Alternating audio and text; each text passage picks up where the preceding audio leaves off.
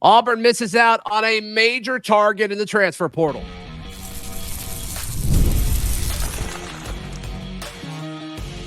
You are Locked On Auburn, your daily podcast on the Auburn Tigers. Part of the Locked On Podcast Network, your team every day. Yes, welcome on into Locked On Auburn, your daily Auburn Tigers podcast. I'm your host, Zach Blackerby, and thank you so much for making Locked On Auburn your first listen every single day. Join me as he does every single Monday. It is the Lindsey Crosby of AuburnDaily.com and a million other places as well. Portal happenings are still going on despite the portal being closed.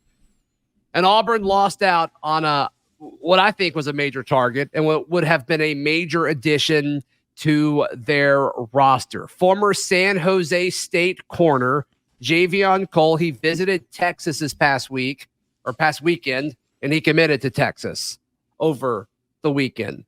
And Lindsey, this is something you and I have talked about before, and it's been talked about a lot on this show. The timing for transfer recruits is very different than the timing when it comes to high school recruits. You want to be early in the process, and the more schools that are in front of you, the more likely you're not going to get them. And we've kind of seen this a ton in the December window. This is really the first time we've seen this in this spring window. But it's almost impossible not to ask the question, if Cole would have visited Auburn first, would Auburn have had a clear shot with landing his services? Yeah, one of the things we always talk about with Auburn is this campus, the school itself kind of recruits itself when you get on campus, and the core competency for Auburn in recruiting is get guys on campus.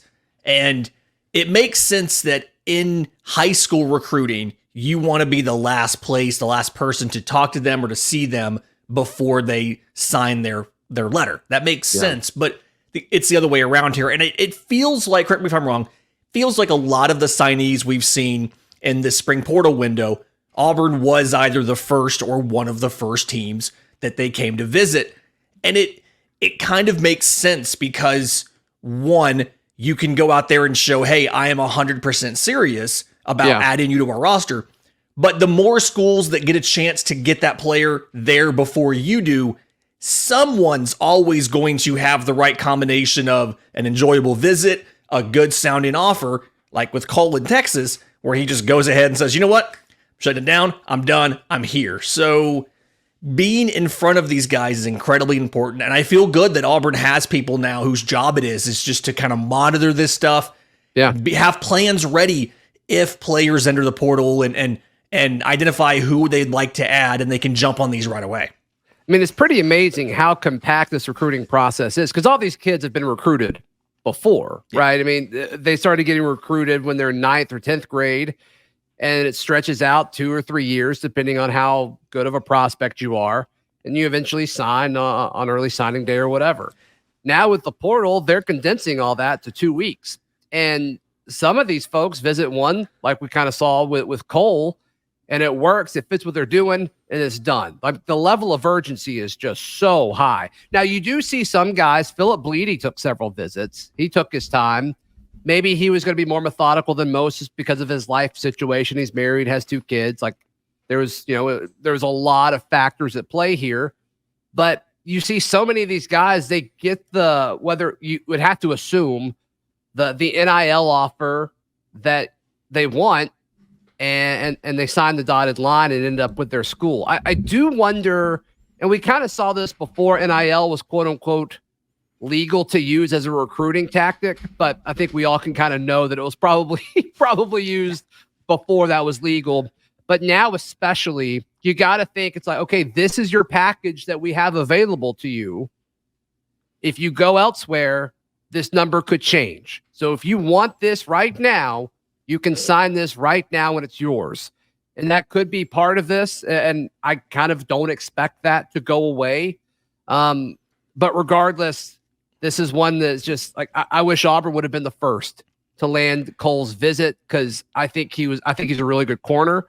And, it's clear he wanted to get to the SEC, which you can't blame him. Going from Cal Poly to San Jose State to Texas, what an ascension for the young man. Props to him. But I just... He also keeps moving east. If he transferred one more time, maybe he'd be here. Maybe. Yeah. point. That's a good point. But yeah, props to this guy. I was just really high on him. I think he fit exactly what you needed as far as production, as well as he was a junior with 2 years left of eligibility, and Auburn needs more juniors in this class. Yeah, the good thing about getting a guy early and making the offer early is you can only do that if you're a school like Auburn that has a strong NIL group, because understanding if for some reason they're not ready to commit after they come to visit you first, your number is the baseline they're shopping to everybody else that they talk to and they go visit. And so seeing some of these guys sign on the first visit, like Auburn's gotten with, Lambert Scott, guys like that, tells us that, hey, Auburn's NIL program is strong. They're making this stuff happen. The only downside, and I just think about this because I think this way, is it feels like it's a little hard to find values, right? Because you can't lowball a guy a little bit knowing that the campus and everything is going to sell itself, because the number has to be good enough to get them to go ahead and cancel the rest of the visits and sign on the dotted line. So that's a little tricky. But other than that, I do like the different compressed time frame of this compared to high school recruiting. Because high school recruiting, like you said, they start getting visits 9th grade, 10th grade. It's a couple year process until they finally commit. And football fans, if you think that's wild, there are 9th graders in baseball committing to schools in 9th grade. It's completely different in baseball, and it's a lot earlier than it is in football. But I like that it's kind of quick, because you get an answer as a staff quickly. Yeah. Are we going to get this guy to improve this position, or do we have to move on to somebody else? I like the fact that we can get solid answers like this. Yeah, especially at this point in the offseason, because it's like, all right, everybody's roster is pretty much done. You're looking for 2 or 3 guys, in Auburn's case, maybe a little bit more than that, to fill these holes. And a that's piece here, kind of a piece there. Yeah, that's kind of where they're at. But just to kind of reemphasize the importance of getting guys early. I mean, Robert Lewis, Auburn was the first visit there. With KLS, Auburn was the first visit, I'm pretty sure. Then he visited other places, and a lot of people thought it would be Texas A&M, but then it seems like Auburn did what it needed to do to land his commitment. Percy Lewis in the spring window, I think he was first as well. Philip Bleedy was not. Different situation. Different situations we discussed. I think Rakes was. I think Keys was. I think Carter was as well. I can't remember who else we were like fighting for to get Carter. And then, Kieran Crawford was that way too. So, I mean, it's just some of this may just kind of be natural relationships, a natural fit, and a natural attraction from both sides, saying this is a good, mutually beneficial situation for us to come together. So I'm sure there is some of that, but this is different. I think in high school, you want the last visit.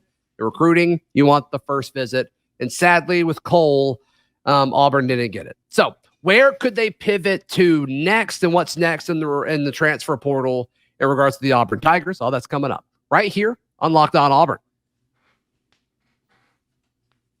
Today's show is brought to you by our friends at LinkedIn Jobs. LinkedIn Jobs is the best place to find qualified candidates for your business, and it's for free. When you're hiring for your small business, you want to find qualified and quality professionals that are right for the role, so you've got to check out our friends at LinkedIn Jobs. LinkedIn is not just a job board. LinkedIn helps you hire professionals you can't find anywhere else, even those who are actively searching for a new job. So they've got everything going on. Over 2.5 million small businesses use LinkedIn for hiring. So if you're a small business and you're not using LinkedIn, you're falling behind because your competitors probably are. So post your job for free at linkedin.com/lockedoncollege. That is linkedin.com/lockedoncollege to post your job for free. Terms and conditions apply. Lindsay, I mean, there's several different directions Auburn could go now in the spring window of the transfer portal. Let's talk about a guy that we've talked about pretty much every day for the last week. And that is transfer linebacker Khalil Jacobs from South Alabama. He visited Auburn. It sounds like he loved Auburn. It sounds like they talked a bunch of scheme with him and fit, and it seems like it'd be a good spot for Jacobs to land. He was supposed to visit Alabama this past weekend. He did not. It seems like that visit is back on, though. It'll be this upcoming weekend instead, and he's visiting Missouri sometime this week. Jacobs, to me, I've talked to several folks. It sounds like Auburn should be the favorite for Jacobs. It seems like it's more down to Auburn and Missouri, but they put that visit back on. they put that visit back on for him to go to Tuscaloosa. So I think that's interesting. I'm going to be the one to say, I don't know, I'm sure how many folks have talked about this. Kane Womack leaves South Alabama to go be Womack, sorry. Womack.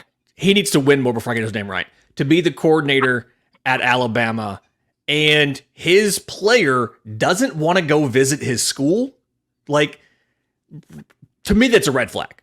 I don't, obviously, all of the, the inside locker room politics, I don't know all of that stuff. Sure. But it had to be a little bit of a red flag that he didn't want to go visit Alabama. And the visit's on now. We don't quite know what the story was there. Maybe he thought there wasn't going to be. Clearly, he's not dying to go play for Womack again, or he would have canceled the visit. Yeah, it's just, I don't really know if Alabama fans are ready to think about the downside of this hire and what could happen if it doesn't work out. But to me, that's a red flag, and that's something terrifying. Like, we should have known when Brian Harsin's quarterback didn't want to come visit him at Auburn. It's like, well, maybe that's a sign that it's the wrong decision here. So I'm not saying Womack and Harsin are the exact same guy, but I'm saying maybe there's a trend there. Yeah, maybe so. Maybe so. I think the addition of Jacobs, the hypothetical addition of Jacobs, would be huge because I think it gives you depth in the linebacker room, obviously, for one. Two, it gives you a better option as a potential starter next season as well. And also there was talks about using him as potentially as a star or as a defensive back in a dime-like package to kind of scoot him around formationally, which is going to make him more appealing, I think, for the NFL level too, which I'm sure is part of the sales pitch. I'm sure he's thinking about going to a larger school, an SEC school. I'm sure the NFL is on his mind to some extent. Maybe not the priority. We've talked about this before. Everybody has a different priority when it comes to changing schools. I'm just assuming here. But all in all, like, it seems like everybody around Jacobs and everybody that I've talked to within the Auburn program likes Auburn standing with Jacobs. But Missouri continues to surprise me. I mean, Missouri is quietly both in the transfer portal side of things as well as the recruiting side of things, continues to get talented dudes that I don't expect them to get. So I think Missouri certainly is a threat for Jacobs. I think Missouri is the bigger threat than Alabama right now, which honestly feels weird to say. It does feel weird to say, and again, it's that defensive coordinator's fault. I do want to also point out for everybody who doesn't quite follow some of this stuff, Missouri's state legislature has been very aggressive about passing NIL laws, setting up NIL programs, and a lot of things where they are probably going to punch above their weight class when it comes to talent acquisition because of how friendly the state is for NIL. To the point of, if I have it correct, and correct me in the comments if I'm wrong, if I have it correct, a high schooler can sign an NIL deal in the state with a state school and then go to that state. Like, they can get money in high school. And so very NIL friendly. And so they're going to punch above their weight class in a lot of these recruitments simply because they are on board with NIL. Whereas Alabama can't even get our baseball team lottery scholarships. So yeah, they like, if you sign early with Missouri as a high schooler, and you're still in high school, you can go ahead and start receiving NIL payments, which is wild. Yeah, you can be a senior in high school and you can be getting, college NIL money in high school. Yeah. You can drive that fancy car to prom if you want. Yeah, good for them. Wild. Good for them. So Khalil Jacobs is definitely the next kind of name to watch. Does he take all of those visits? Does he visit Missouri? Does he visit Alabama? We'll see. We just talked about how different players are kind of doing this process quicker than others. It does seem like Jacobs is taking his time, and this is a very important decision for him because I'm sure he wants to play. I'm sure he wants to play this year as well as next year. And, I think different schools are going to pitch him on how he'll be used different because he's he's a pretty athletic guy. He's very rangy for, what he did at South Alabama. So worth monitoring for sure. As far as anything else on the defensive side, and we'll talk about the offensive side of the roster in a second, Lindsay, but holes on the defensive side of the roster right now for Auburn. Like, there's not really a glaring issue right now. It's like, sure, you want Jacobs to kind of provide more depth in the linebacker room. I think the addition for him is almost for next year, but still, you get an extra and that linebacker room, is what I've talked about before. You have a lot of upperclassmen in there. And so you could lose a lot of guys after this year. And that's why it makes sense to have him for 2 years. But then you have the question, like you mentioned, of playing time this year. If he prioritizes being on the field this year, we may not be in the best position to offer that. Yeah, but like I don't think Alabama would be either, and I'm not super familiar with Missouri's roster, but you will lose Dorian Mausi, Eugene Asante, and Austin Keys after the season. Like there's no like that is gone. They're out of eligibility. Then you would look at Robert Lewis, who next year would be a junior, and then DeMarcus Riddick and DJ Barber will either be true sophomores or redshirt freshmen, depending on how much they play this year. And so like you want a senior. You don't want to like go get another senior next year. You'd like to just have a senior, a junior, some freshmen, and then you'd have a sophomore, 2 sophomores, and then the freshman that you bring in. It's like all of a sudden like that looks more like a normal room. You probably still need to add somebody else because I don't think that's quite enough unless you just feel really good about where Riddick and Barber are, which you might. But yeah, to me, this just says, hey, we've got to retroactively recruit a little bit because the potato famine happened. Yeah, and some notes on that real quick from 247. They have some quotes from him. He said some schools want to put him at middle linebacker. That's where he was going to play if he stayed at South Alabama. Auburn's looking at him as an outside linebacker. He can play in space. He can blitz off the edge, and he really likes that. So there is some of the fit. Eugene Asante is obviously in that role now. You'd have to assume if he was here, he'd be the primary backup to Asante, and then could step into that role next year. But I think DJ Durkin's going to be big on this one here, simply because Durkin has a history with linebackers.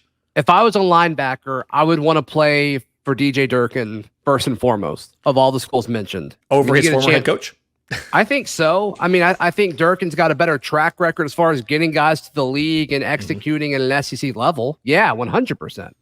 Now, Womack hasn't really had the chance to do that yet, and Womack did good at South Alabama, but it's just a different game. It's a different game when you kind of do this. So I would rather play for Durkin. If I was a linebacker, I would rather play for Durkin than almost any coach in all of college football. That's why Auburn went out to get DJ Durkin, is because he's so good at developing linebackers. He's done it at every level of the defense, but that linebacker spot, we saw how excited Austin Keys was when he got to reunite with DJ Durkin. There's a reason for that. So issues on the offensive side of Auburn's roster. Good news, there's not many. We discuss in just a moment, right here on Locked On Auburn. Today's show is brought to you by our friends at Monopoly Go. In Monopoly Go, you can team up with your friends for timed tournaments where you work together to build up each other's boards. And the more you win together, the more prizes you unlock. And there's so much to get, whether unique stickers that you can trade with friends to complete albums for even bigger and larger prizes, cool new playing pieces to travel boards with, or, emojis that you can use to talk smack to your friends. Plus, Monopoly Go feels new and exciting every day. They have constantly changing events and things happening within the app. So there's always new timed events to help you win big, massive multipliers for everything you win in Monopoly Go. There's always new and fun things to discover in Monopoly Go. So get off the bench and go download it in your phone's app store. Monopoly Go, game on. All right, Lindsey Crosby, final few minutes of today's edition of Locked On Auburn. When you look at the offensive side of the roster and it's like, okay, what can Auburn add to help bolster this a little bit? We're in this weird spot where we feel really good about a lot of these. And I know some people are going to be concerned with some of the potential starters, and that's not really what we're talking about, because I don't think you really fix that at this point of the year. I just don't, unless a really special situation comes. And that's just not where we're at. But as far as quarterback and running back and wide receiver, those rooms feel really good, especially with Auburn holding on to guys like Cam Brown and Caleb Burton. Camden Brown and Caleb Burton, there's a lot of smoke that they might enter the portal before it closes. They did not. And so I think it's great that the receiver room is where it is. Tight end is an interesting one because similar to linebacker, there's Luke Deal, Brandon Frazier, Rivaldo Fairweather, they're gone after this year. They're seniors. They're done.